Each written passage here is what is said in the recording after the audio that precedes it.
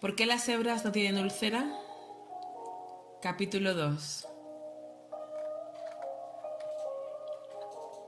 Glándulas, carne de gallina y hormonas. Para iniciar el proceso de aprendizaje del modo en que el estrés causa enfermedades, tenemos que examinar algunos aspectos del funcionamiento del cerebro, muy bien ilustrados en este párrafo, bastante técnico de uno de los primeros investigadores de este campo. Y mientras ella se derretía, pequeña y hermosa entre sus brazos, se iba haciendo infinitamente deseable para él. Todos sus vasos sanguíneos parecían escaldados por un intenso y sin embargo tierno deseo de ella, de su suavidad, de la penetrable belleza que se acogía en sus brazos e inundaba su sangre. Y suavemente, con aquella maravillosa caricia desmayada de su mano, en un puro deseo, suavemente acarició la sedosa pendiente de sus caderas, bajando y bajando entre sus dulces y calientes nalgas, llegando cada vez más cerca de su verdadero centro vital. Y ella lo sentía como una llamarada de deseo, tierno al mismo tiempo, y se sentía fundir en aquella llama. Se abandonó. Sintió su pene elevándose contra ella con una fuerza silenciosa, asombrosa y potente, y se entregó a él. Cedió con un estremecimiento como de agonía y se abrió por completo a él.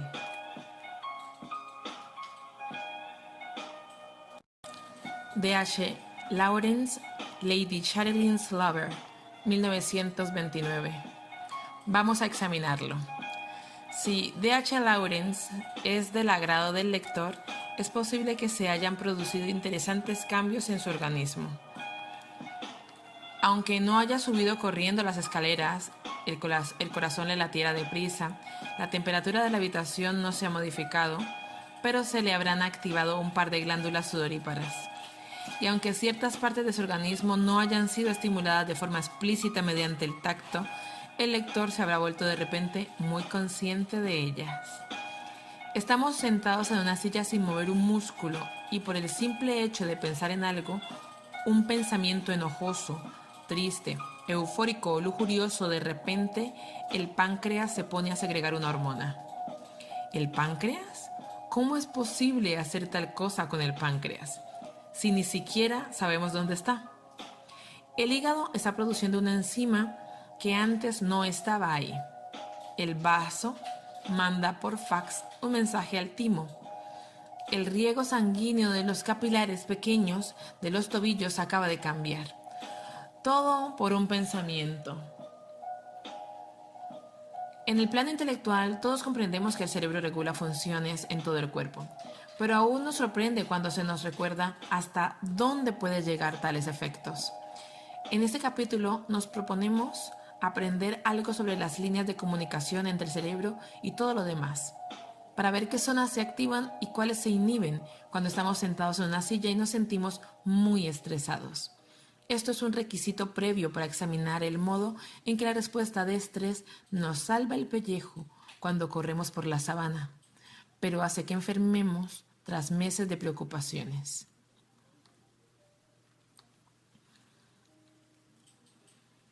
El estrés y el sistema nervioso autónomo. La forma principal en que el cerebro ordena al resto del cuerpo lo que tiene que hacer consiste en enviar mensajes a través de los nervios. Esa ramificación que desciende del cerebro por la columna vertebral y llega a la periferia del cuerpo. Una de las dimensiones de este sistema de comunicación resulta muy clara y familiar. El sistema nervioso voluntario es consciente. Decidimos mover un músculo y lo hacemos. Esta parte del sistema nervioso nos permite estrechar la mano, rellenar los impresos para la declaración de la renta, rascarnos detrás de la oreja o bailar una polka. Otra rama del sistema nervioso se proyecta a los órganos, además de a los músculos esqueléticos, y es la parte que controla el resto de las cosas interesantes que realiza el cuerpo. Sonrojarse, tener carne de gallina, tener un orgasmo. En general, controlamos menos lo que el cerebro a las glándulas sudoríparas que a los músculos del muslo.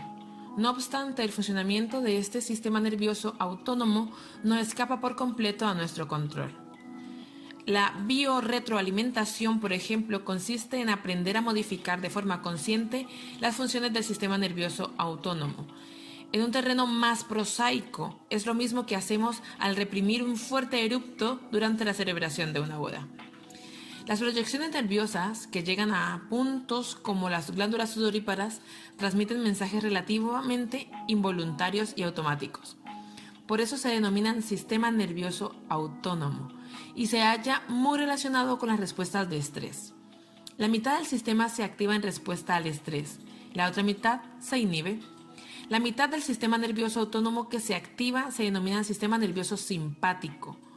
Las proyecciones simpáticas que se originan en el cerebro salen por la columna vertebral y se ramifican por casi todos los órganos, vasos sanguíneos, glándulas sudoríparas del organismo. Incluso se proyectan hasta los montones de diminutos músculos que se hallan unidos a los pelos del cuerpo. Si algo nos horroriza y activamos dichas proyecciones, el vello se nos pone de punta y en las zonas en que se hallan estos músculos, pero no hay pelos, se nos pone la carne de gallina. El sistema nervioso simpático se pone en marcha cuando hay una emergencia o creemos que la hay. Actúa como intermediario en el estado de alerta, la excitación, la activación y la movilización. A los médicos que cursan su primer año se les describe este sistema mediante un chiste malo, pero obligatorio. Es el sistema que media en las 4 Fs. La de la conducta, la huida, la lucha, el miedo y el sexo. En inglés es flight, fight, fear and sex. Como es obvio, sex no empieza por F. La palabra correcta que el autor omite es esa vulgaridad que no voy a decir. Ese sistema arquetípico que se activa cuando la vida se vuelve emocionante o alarmante, como sucede durante el estrés. Las terminaciones nerviosas de este sistema liberan adrenalina. Sale saltando de detrás de una puerta y nos da un susto. El sistema nervioso simpático que libera adrenalina es el responsable de que se nos haga un nudo en el estómago. Las terminaciones nerviosas simpáticas también liberan una sustancia estrechamente ligada a la anterior, la noradrenalina. Adrenalina y noradrenalina son denominaciones británicas. Los términos americanos son epinefrina y norepinefrina. Las terminaciones nerviosas del simpático segregan adrenalina en las glándulas suprarrenales, situadas justo encima de los riñones. El resto de las terminaciones nerviosas simpáticas de todo el cuerpo segrega noradrenalina. Ambas sustancias son los mensajeros químicos que ponen en marcha diversos órganos en cuestión de segundos. La otra mitad del sistema nervioso autónomo desempeña una función opuesta. El componente parasimpático media en las actividades tranquilas y vegetativas, en todo lo que no sea las 4 Fs. Cuando un niño se va a la cama, se activa el sistema parasimpático, que provoca el crecimiento, el almacenamiento de energía y otros procesos positivos. Si tomamos una opípara comida, permanecemos sentados totalmente hartos y sintiendo una agradable somnolencia. El sistema parasimpático se pone a trabajar como si estuviera persiguiendo a una cuadrilla de malhechores. Si corremos por la sabana para salvar la vida, jadeando y tratando de controlar el pánico, el elemento parasimpático se desactiva. Es decir, el sistema autónomo funciona de forma opuesta. Las proyecciones simpáticas y parasimpáticas del cerebro siguen su camino hasta un órgano determinado, donde al activarse producen resultados opuestos. El simpático acelera el corazón, el parasimpático disminuye su velocidad. El simpático envía el riego sanguíneo hasta los músculos, el parasimpático hace lo contrario. No sería de extrañar que se produjera un desastre si ambas ramas se activaran al mismo tiempo, como si presionamos el acelerador y el freno a la vez. Hay muchos elementos de seguridad que impiden que esto suceda. Por ejemplo, la zona del cerebro que activa el componente simpático cuando se produce una emergencia estresante o cuando la preveemos suele inhibir el parasimpático. La neurológica que representa el sistema simpático es un primer medio para que el cerebro ponga en marcha olas de actividad en respuesta a un factor estresante. Hay además otro modo de hacerlo, mediante la secreción de hormonas.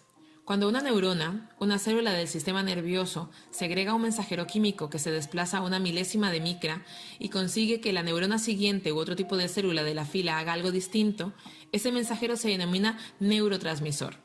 Así que cuando las terminaciones nerviosas simpáticas del corazón segregan noradrenalina, que hace que el músculo cardíaco funcione de manera distinta, la noradrenalina desempeña la función de neurotransmisor.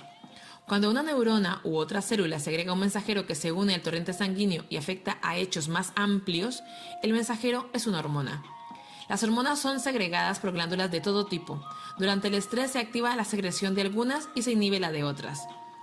¿Qué relación guarda el cerebro con todas estas glándulas que segregan hormonas? Se solía creer que ninguna, pues se suponía que las glándulas periféricas del organismo, el páncreas, las glándulas suprarrenales, los ovarios, los testículos, etc., sabían, de forma misteriosa, lo que debían hacer. Tenían mentes propias, decían, cuando segregar sus mensajeros sin recibir instrucciones de ningún otro órgano.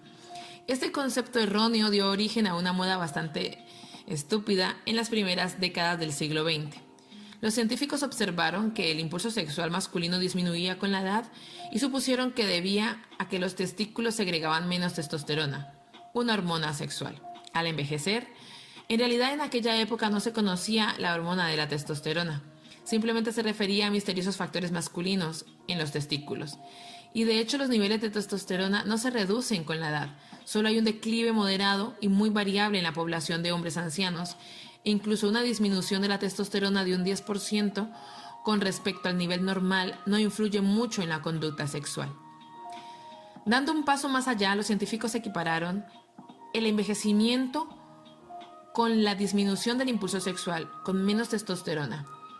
Debía haberse preguntado cómo se las arreglaban las mujeres que no tienen testículos para envejecer. Pero en aquellos tiempos la mitad femenina de la población no contaba. ¿Cómo se podía invertir el proceso de envejecimiento? Dando a los hombres mayores testosterona. De este modo se instauró la moda de los caballeros con medios suficientes fuera impecables clínicas suizas donde diariamente les inyectaban en el trasero extractos testiculares de perros, gatos o monos. Incluso podían ir a los corrales de las clínicas y escoger la cabra que fuera de su gusto, igual que uno elige langostas en un restaurante. Y más de un caballero llegaba a su cita con su propio animal a cuestas.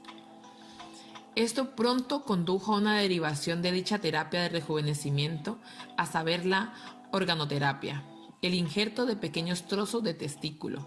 Así nació la moda de la glándula de mono, siendo utilizado el término glándula porque los periodistas olvidaron imprimir la picante palabra testículos. Magnates de la industria, jefes de Estado, al menos un papa, todos se apuntaron, y tras la carnicería de la Primera Guerra Mundial había tal falta de hombres jóvenes y tal exceso de matrimonios de mujeres jóvenes con hombres de mucha más edad que una terapia de este tipo parecía bastante importante. Naturalmente, el problema era que no funcionaba. No había ninguna testosterona en los extractos testiculares. A los pacientes se les inyectaba una solución acuosa y la testosterona no se disuelve en el agua. Y las mínimas cantidades de órganos que se trasplantaban morían casi de inmediato, y en caso de no hacerlo no funcionaban. Si al envejecer los testículos segregan menos testosterona, no es porque fallen, sino porque otro órgano, atención, ya no les dice que lo hagan. Unos nuevos flamantes testículos también fallarán por falta de señales de estimulación. No obstante, casi todos los confirmaron sus maravillosos resultados. Cuando se paga una fortuna por unas dolorosas inyecciones diarias de extracto de testículo de perro, se está lo suficientemente motivado como para decir que uno se siente como un toro. No es más que un enorme efecto placebo. Con el paso del tiempo, los científicos descubrieron que las glándulas periféricas de secreción hormonal no eran autónomas, sino que se hallaban controladas por algo.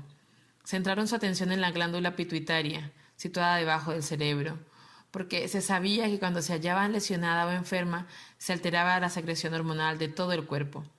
A comienzos del siglo, cuidadosos experimentos demostraron que una glándula periférica liberaba su correspondiente hormona solo si la pituitaria previamente segregaba otra que activaba dicha glándula.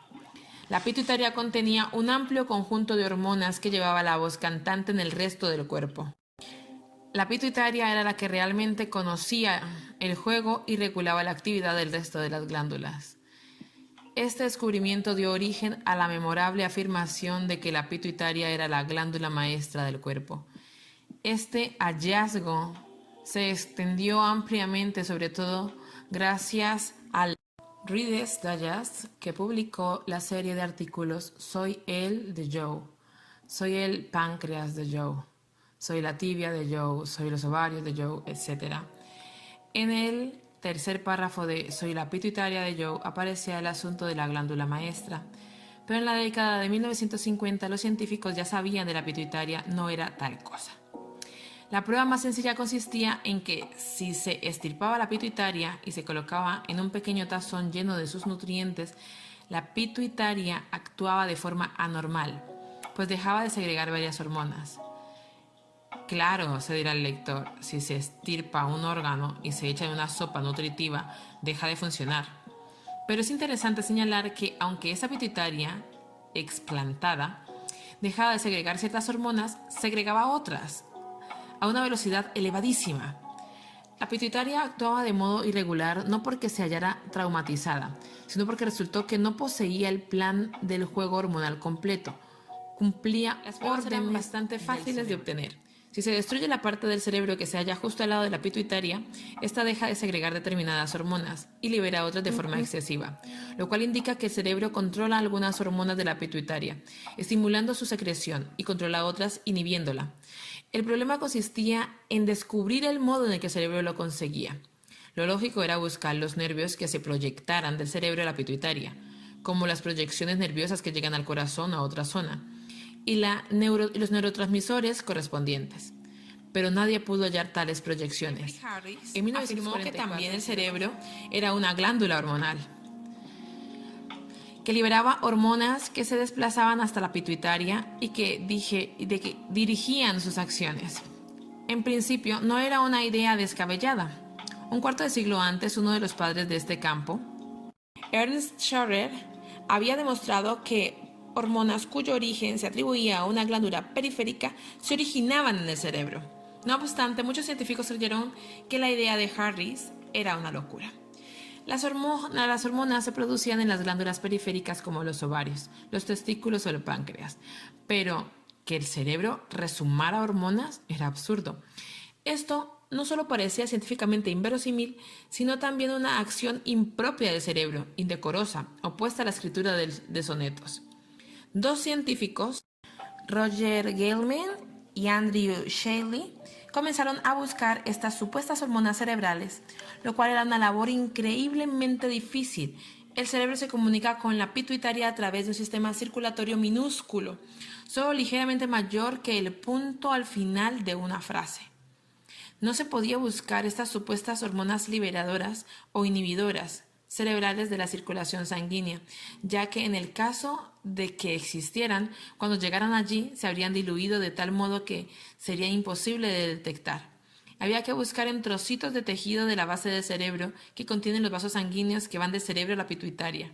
No era una tarea trivial, pero nuestros dos científicos se hallaban dispuestos a emprenderla. Estaban muy motivados por el abstracto enigma intelectual de esas hormonas, por sus posibles aplicaciones clínicas y por el reconocimiento que les esperaba al final de este arco iris científico. Además, se profesaban un odio mutuo, lo cual daba mayores incentivos a la investigación. Al finales de la década de 1950, Gelman y Shaley colaboraron en la búsqueda de las hormonas cerebrales. Posiblemente una tarde en que se hallaran fatigados, mientras observaban los tubos de ensayo, uno hiciera un comentario sarcástico acerca del otro. Los hechos reales se hunden en las tinieblas de la historia. El caso es que nació una intensa animosidad entre ambos que se ha consagrado en los anales de la ciencia, en pie de igualdad con la que los griegos experimentaron hasta los troyanos o la Coca-Cola hacia la Pepsi-Cola. Gelman y Shaley se separaron y cada uno intentó por su cuenta aislar el primero las supuestas hormonas cerebrales. ¿Cómo se aísla una hormona que quizás no exista o que, si existe, se produce una cantidad mínima en un sistema circulatorio minúsculo al que no se tiene acceso. Tanto Gelman como Shailene siguieron la misma estrategia: conseguir cerebros de animales en los mataderos, cortar la parte de la base del cerebro que se hallaba cerca de la pituitaria, ponerla en una batidora, verter el puré cerebral resultante en un gigantesco tubo de ensayo repleto de sustancias químicas que lo purifiquen y recoger las gotas que salen por el extremo opuesto, inyectándoselas seguidamente a una rata y observar si se modifica el patrón de secreción hormonal de la pituitaria del animal. Si así fuera, cabría la posibilidad de que las gotitas cerebrales contuvieran alguna de las imaginarias hormonas liberadoras o inhibidoras. Después de intentar purificar lo que hay en las gotitas, se averigua su composición química. Se crea una versión artificial de la misma y se observa si regula la función pituitaria. Como se ve, muy fácil en teoría, pero tardaron años. Un elemento importante en esta inmunda labor fue la escala. En el mejor de los casos habría una cantidad ínfima de hormonas en el cerebro, así que los científicos tuvieron que tratar miles de cerebros a la vez. Había comenzado la guerra de los mataderos. Se recibían camiones cargados de cerebros de cerdo y oveja. Los químicos vertían calderos de cerebros en monumentales columnas de separación química, mientras otros examinaban los hilillos de líquido que salían por el fondo y los purificaban en el sistema en la siguiente columna y volvían a hacerlo en la siguiente. Pero no se trataba de una cadena de montaje automática. Hubo que inventar nuevos tipos de química, formas completamente novedosas de comprobar los efectos de un organismo vivo de las hormonas que podían o no existir. Era un problema científico tremendamente difícil, agravado por el hecho de que muchas de las personas influyentes en ese campo no creían en la existencia de la hormona, y porque esos dos tipos estaban empleando una gran cantidad de dinero y de tiempo. Gelman y Shailene fueron los pioneros en un nuevo enfoque colectivo de la forma de hacer ciencia. Uno de los clichés al uso es el del científico solitario que se queda hasta las 2 de la mañana tratando de descubrir lo que significan sus resultados. En ese caso había equipos de químicos, bioquímicos, fisiólogos, etc., coordinados para aislar las supuestas hormonas, y tuvieron éxito. Solo 14 años después de haber embarcado en esta aventura se publicó la escritura de la primera hormona de activación. 2 años después, en 1971, Shailene consiguió la secuencia de la siguiente hormona hipotalámica. Gelman la publicó 2 meses más tarde. El siguiente asalto fue para Gelman en 1972, que se adelantó 3 años a Shailene en el descubrimiento de la siguiente hormona. Todos estaban encantados. El ya fallecido estaba en lo cierto. Gelman y Shailene obtuvieron el Nobel en 1976. Uno de ellos, dando muestras de educación y de saber lo que había que decir, afirmó que su única motivación había sido la ciencia y el impulso de ayudar a la humanidad, y comentó lo estimulantes y productivas que le habían resultado las relaciones con su colega. El otro, menos educado pero más honesto, afirmó que había sido la competitividad lo que le había impulsado durante décadas, y describió la relación con su colega como muchos años de violentos ataques y amargos desquites. Así que, vivan Gelman y Shailene. El cerebro era la glándula maestra. Actualmente sabemos que su base, el hipotálamo, contiene un enorme grupo de hormonas liberadoras e inhibidoras que dan instrucciones a la pituitaria, que a su vez regulan las secreciones de las glándulas periféricas. En ciertos casos, el cerebro activa la secreción de la hormona X de la pituitaria a través de las acciones de una sola hormona liberadora. A veces detiene la secreción de la hormona de la pituitaria, segregando una única hormona inhibidora. En otros casos, una hormona de la pituitaria se halla controlada por 2 hormonas cerebrales, una liberadora y otra inhibidora, que actúan de forma coordinada, doble control. Por si fuera poco, hay otros casos, por ejemplo, el del sistema desgraciadamente confuso que yo estudio, que hay un grupo de hormonas hipotalámicas que regulan la pituitaria de forma colectiva, unas como liberadoras y otras como inhibidoras. Como glándula maestra, el cerebro experimenta o piensa en algo estresante y activa los componentes de las respuestas de estrés a través de esta vía hormonal. Ciertas conexiones entre el hipotálamo, la pituitaria y las glándulas periféricas se activan durante el estrés, otras se inhiben.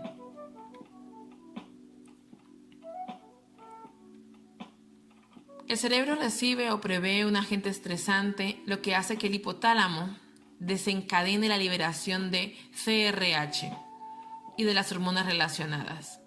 Estas hormonas entran en el sistema circulatorio. Lo que sabemos actualmente sobre los mensajeros neurológicos y hormonales que transmiten el mensaje cerebral de que algo horrible está teniendo lugar. Cannon fue el primero en reconocer la función de la adrenalina, la noradrenalina y el sistema nervioso simpático, como se dijo en el capítulo anterior. Él acuñó la frase de respuesta de lucha o huida, que es una forma de concebir la respuesta de estrés como una preparación del organismo para un súbito estallido de demanda energética. Selby fue el primero en descubrir el papel de los glucocorticoides. Desde entonces se ha descubierto la función de otras hormonas y sistemas neurológicos. En los 12 años transcurridos desde la primera publicación de este libro, se han incorporado varios nuevos agentes hormonales al cuadro, y sin lugar a dudas aún quedan más por descubrir. El conjunto de estos cambios de secreción y activación constituye la respuesta de estrés primaria. Hay naturalmente algunas complicaciones, como se repetirá a lo largo de los capítulos siguientes. La respuesta de estrés trata de preparar al organismo para un gran gasto de energía. La canónica, o tal vez canónica respuesta de lucha o huida, la obra de UCLA, ha obligado a un replanteamiento de concepto. Ella sugiere que la respuesta de lucha o huida se refiere al estrés en los machos y que ha sido sobredimensionada como fenómeno debido a la prolongada tendencia existente entre los científicos, la mayoría hombres, a estudiar más a los machos que a las hembras. Taylor argumenta de forma convincente que la fisiología de la respuesta de estrés puede ser muy diferente en las hembras, basándose en el hecho de que en la mayoría de las especies las hembras suelen ser menos agresivas que los machos, y que el hecho de que tener crías dependientes a menudo impide la opción de huida, demostrando que no solo los hombres pueden proponer una elegante frase a modo de síntesis. Taylor sugiere que la respuesta de estrés femenina no es de lucha o huida, sino de cuidar y ofrecer amistad, ocuparse de su cría y buscar afiliación social. Como se verá en el último capítulo del libro, hay algunas asombrosas diferencias de género en los estilos de control del estrés que apoyan la opinión de Taylor, muchas de ellas basadas en la propensión hacia la afiliación social. Asimismo, Taylor hace hincapié en el mecanismo hormonal que ayuda a contribuir a la respuesta de estrés de cuidar y ofrecer amistad, mientras que el sistema nervioso simpático, los glucocorticoides y las otras hormonas recién examinadas preparan al organismo para grandes exigencias físicas. Las hormonas oxitocina parece más relacionada con el hecho de cuidar y ofrecer amistad. La hormona pituitaria hace que las hembras de diversas especies de mamíferos marquen a sus crías después del parto. Estimula la producción de leche y favorece la conducta maternal. Además, la oxitocina podría ser fundamentalmente para que una hembra forme una pareja monógama con un macho. En las relativas escasas especies de mamíferos que son monógamas, y el hecho de que las hembras segreguen oxitocina en momentos de estrés apoya la idea de que responder al estrés tal vez no consista solo en prepararse para una enloquecida carrera a través de la sabana, sino que también podría implicar sentir un impulso de asociación. Algunos críticos de la influyente obra de Taylor han señalado que a veces la respuesta de estrés en las hembras puede ser de lucha o huida, en vez de sociabilidad. Por ejemplo, es indudable que las hembras son capaces de ser salvajemente agresivas, con frecuencia para proteger a sus crías, y a menudo corren a toda velocidad para salvar su vida o en pos de comida. La hembra del león, por ejemplo, es la que realiza la mayor parte de la caza. Además, en ocasiones la respuesta de estrés en los machos puede ser de sociabilidad en vez de lucha o huida. Esta puede consistir en la creación de alianzas con otro macho o en esas raras especies monógamas en las cuales los machos suelen encargarse de una buena parte del cuidado de las crías. Algunos de los mismos comportamientos de cuidado y ofrecimiento de amistad que se ven entre las hembras. Sin embargo, entre estas críticas existe la idea generalmente aceptada de que el organismo no responde al estrés solo con vistas a prepararse para la agresión o la huida, y que hay importantes diferencias de género en la fisiología y la psicología del estrés. Se plantean más complicaciones, incluso al considerar la clásica respuesta de estrés elaborada en torno a la lucha o huida. No todas sus características se dan exactamente igual en distintas especies. Por ejemplo, en ratas, el estrés produce una rápida disminución de la secreción de la hormona del crecimiento, en tanto que en los humanos causa un incremento transitorio de la misma. Este enigma y sus implicaciones para los humanos se tratan en el capítulo sobre el crecimiento. Otras complicaciones tienen que ver con el tiempo que dura el efecto de la adrenalina y los glucocorticoides.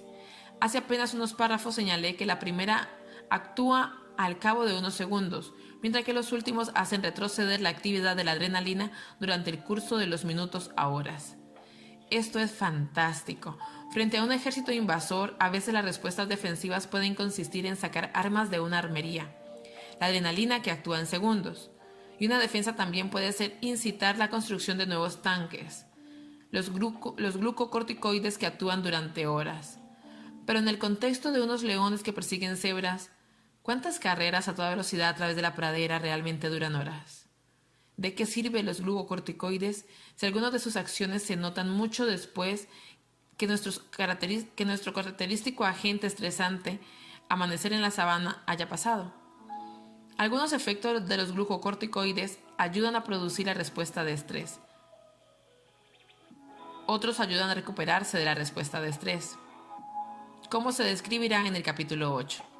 Es probable que este tenga importantes implicaciones para varias enfermedades autoinmunes. Y algunas acciones del glucocorticoide nos preparan para el siguiente agente estresante. Capítulo 13. Como se contará, esto es fundamental para entender la facilidad con la que los estados psicológicos anticipatorios pueden activar la secreción de glucocorticoides. Otra complicación se relaciona con la consistencia de la respuesta de estrés. En el concepto de Selby de la respuesta de estrés era fundamental la creencia de que tanto si se tiene mucho frío o mucho calor, como si es la cebra o el león, o simplemente si una frase repetitiva nos cansa, se activa el mismo patrón de secreción de glucocorticoides, adrenalina, hormona de crecimiento, estrógeno, etc., para cada agente estresante. En general, esto es así. Y este entrelazamiento de las diversas ramas de la respuesta de estrés en un conjunto de medidas comienza en el cerebro, donde el mismo camino puede estimular la liberación de CRH, del hipotálamo, y activar el sistema nervioso simpático. Además, la adrenalina y los glucocorticoides, ambos segregados por la glándula suprarrenal, pueden potenciar la liberación de cada uno de los otros. Sin embargo, resulta que no todos los agentes estresantes producen la misma respuesta de estrés. El sistema nervioso simpático y los glucocorticoides intervienen en la respuesta a casi todos los agentes estresantes. Pero la velocidad y magnitud del cambio en la secreción de una hormona concreta varía en función del agente estresante, sobre todo en el caso de los más sutiles. La organización y el patrón de la liberación de una hormona tiende a variar en función de la agente. La actual investigación sobre el estrés es el descubrimiento de la firma hormonal de un agente estresante concreto. Un ejemplo lo constituye la magnitud relativa de la respuesta de estrés de los glucocorticoides frente a la del sistema nervioso simpático. James Henry, que ha llevado a cabo un trabajo importante sobre la influencia de agentes estresantes sociales, como la subordinación en la aparición de enfermedades cardíacas en los roedores, ha descubierto que el sistema nervioso simpático se activa de manera especial en un roedor socialmente subordinado que se halla en un estado de alerta y trata de enfrentarse en un desafío. Por el contrario, el sistema glucocorticoide es el que más se activa en un roedor subordinado que ha abandonado el enfrentamiento. Los estudios sobre humanos estresados o deprimidos demuestran que podría considerarse la analogía humana de esta dicotomía. La excitación del sistema nervioso simpático es una señal de ansiedad y estado de alerta, en tanto que una fuerte secreción de glucocorticoide suele ser una señal de depresión. El nivel de glucocorticoide se eleva en aproximadamente la mitad de los depresivos. Además, no todos los agentes estresantes producen secreción de adrenalina ni noradrenalina en todas las ramas del sistema nervioso simpático. Por último, como veremos en el capítulo 13, dos agentes estresantes idénticos pueden originar distintas formas de estrés según el contexto psicológico en que aparezcan. Por tanto, no todos los agentes estresantes generan exactamente la misma respuesta de estrés, lo cual no es de extrañar. Pese a las características comunes a diversos agentes estresantes, es una exigencia fisiológica muy distinta tener demasiado frío o demasiado calor, sentir una extrema ansiedad o una profunda depresión. A pesar de todo, los cambios hormonales esbozados en este capítulo, que tienen lugar con bastante fiabilidad ante agentes estresantes muy distintos constituye la superestructura de una respuesta de estrés neurológica y endocrina. Ahora ya estamos preparados para ver el modo en que estas respuestas en su conjunto nos sirven para salvar el pellejo en emergencias agudas, pero pueden hacernos enfermar a largo plazo.